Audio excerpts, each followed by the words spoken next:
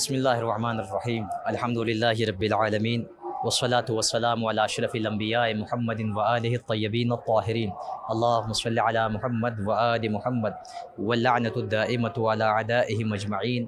اما بعد فقد قال اللہ الحکیم فی کتابہ المجید بسم اللہ الرحمن الرحیم والکاظمین الغیظ والعافین عن الناس واللہ یحب المحسنین۔ ناظرین کرام، السلام علیکم ورحمۃ اللہ وبرکاتہ۔ امام موسی کاظم علیہ السلام کا علم و حلم اور آپ کا علمی کمال۔ امام موسی کاظم علیہ السلام جو سلسلہ وصایت کے 7ویں امام ہیں کہ جو رسول اسلام کے برحق جانشین ہیں، اور آپ کی ولادت کے بعد سے ہی آپ کے کمالات لوگوں کے سامنے ظاہر ہوئے۔ امام علیہ السلام کے سلسلے میں امام صادق علیہ السلام آپ کے والد نے آپ کی اپنی زندگی میں ہی اپنے چاہنے والوں کو رہنمائی کی تھی۔ اصحاب خلص، ایک راوی صحابی آئے اور کہتے ہیں کہ فرزند رسول، اگر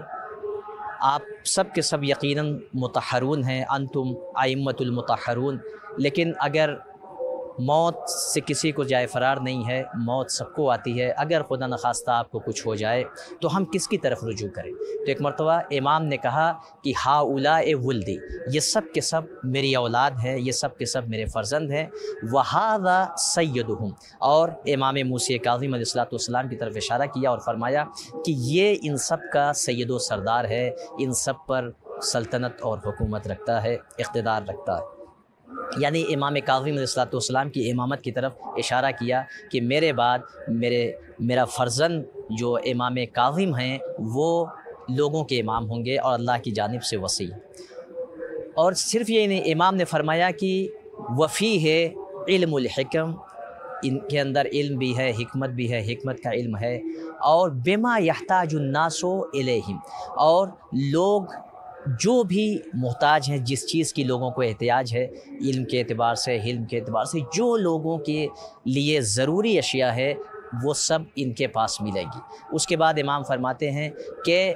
یہی لوگوں کے اختلاف کو دور کریں گے، یہی لوگوں کے سلسلے میں لوگوں کی ہدایت کریں گے۔ امام نے امام کاظم علیہ السلام کے فضائل و مناقب کو گنانا شروع کر دیا۔ ناظرین کرام، ہمارے 7ویں امام کاظم علیہ السلام کا دور بڑا شدت کا وقت تھا، بڑا شدید دور تھا کہ امام کی جو ولادت ہوئی ہے وہ منصور جو دوانقی ہے اس کا دور ہے، امام کی امامت کے زمانے میں ابتدائی دور اس کا ہے۔ اس کے بعد اس کا بیٹا مہدی تقریباً 10 سال 1 مہینے اس کی حکومت رہی ہے۔ پھر اس کے بعد اس کا بیٹا ہادی آیا کہ جو عباسی خلیفہ، 1 سال 1 مہینہ اس کی حکومت رہی۔ پھر اس کے بعد ہارون رشید جس کو کہا جاتا ہے کہ وہ اس کے دور حکومت میں آپ کو شہید کیا گیا۔ آپ کی عمر مکمل وہ تقریباً 55 سال ہے۔ اسی طریقے سے جو مدت امامت ہے، امام تو ولادت کے وقت سے امام ہوتا ہے، لیکن جب ایک امام موجود ہو تو ایک ناطق ہوتا ہے، دوسرا ثابت ہوتا ہے۔ لہٰذا امام صادق علیہ السلام کے دور میں امام کاظم علیہ السلام امام صامت تھے۔ ان کی شہادت کے بعد سے اب ان کی ظاہری امامت کا سلسلہ شروع ہو گیا، اب یہ امام ناطق ہیں۔ تو 20 تقریباً جو ہے وہ امام نے جو امامت کی مدت ہے، وہ امام کے امامت کی مدت اگر آپ دیکھیں تو وہ تقریباً 35 سال، اس 55 برس کی عمر میں 35 سال آپ کی مدت امامت ہے۔ اور خود آپ کی عمر 20 برس کی ہے کہ جب آپ امام ناطق یعنی امام صادق علیہ السلام کی شہادت کے بعد آپ جو ہے وہ 20 سال کی عمر میں اس منصب امامت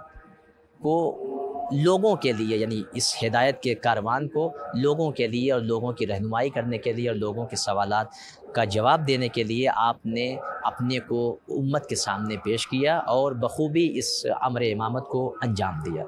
آپ کو ابو ابراہیم بھی کہا جاتا ہے، جو کنیت ہے، اور کنیت یقیناً عرب میں دستور یہ ہے کہ کسی کو شرف دیتے ہیں، عزت سے نوازتے ہیں تو اس کو کنیت سے یاد کرتے ہیں۔ اور روایات میں بھی ہے کہ بیٹے یعنی جب ولادت ہو تبھی سے اس کی کنیت بھی رکھی جائے، اس لیے کہ یہ شرف کی بات ہے، عرب کا شرف ہے کنیت، یعنی فلاں کے باپ، فلاں کی یعنی بیٹے کی طرف نسبت دیتے ہوئے، جیسے مولا کائنات کو جو ہے وہ ابو الحسن کہا جاتا ہے، ویسے ہی آپ کو 7ویں امام کو ابو ابراہیم کہا جاتا ہے، ابو الحسن اول کہا جاتا ہے، ٹھیک ہے۔ روایات کی دنیا میں جب حدیث بیان ہوتی ہے تو اس میں ابو ابراہیم یا ابو الحسن اول،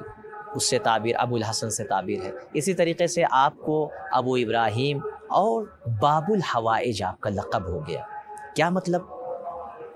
جہاں سے، جس دروازے سے لوگوں کی حاجتیں پوری ہوتی ہیں، حاجات باب اجابت تک پہنچتی ہوں، دعائیں مستجاب ہوتی ہیں، یعنی امام حاجت روا ہے۔ باب الحوائج، یہ عراق میں بالخصوص بغداد کے افراد جانتے ہیں کہ امام باب الحوائج ہے اور لوگوں کی حاجتیں امام کے ذریعے سے پوری ہو رہی ہیں۔ خود روایات میں ہے کہ ویسے تو تمام ائمہ کے مراقد پر دعائیں مستجاب ہوتی ہیں، دعاؤں کی استجابت کا وقت ہے، لیکن روایات میں ہے، اس طریقے سے علماء بیان کرتے ہیں کہ امام کاظم علیہ السلام کو باب الحوائج سے ملقب کیا گیا۔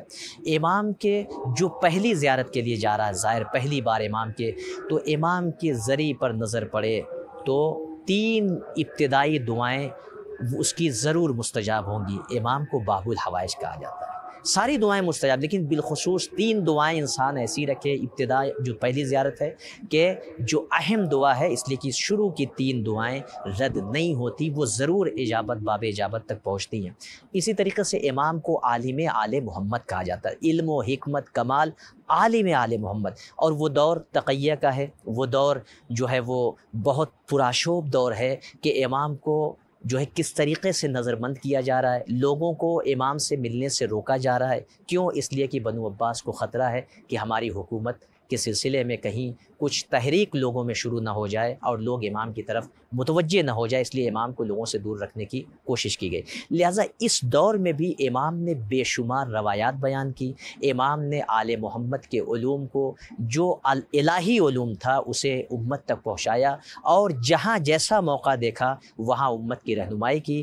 اور اپنے اصحاب خلص میں ایسے ایسے شاگردوں کو تیار کیا کہ جو اس امت تک امام کی آواز کو پہنچا سکے، امام کے کلمات کو نافذ کر سکے، اور الحمدللہ یہی امام کی محنت و مشقت کا اثر تھا، اور ان کے اصحاب خلص کی وفاداری تھی کہ جو آج احادیث کا ذخیرہ ہماری کتب اربعہ ہوں، چاہے معتبر کتابیں ہوں، وہ حدیث کا ذخیرہ امام کاظم علیہ السلام کے ذریعے سے ہم تک پہنچ رہا ہے، اور امام علیہ السلام نے ہماری رہنمائی کی۔ والسلام علیکم ورحمۃ اللہ وبرکاتہ۔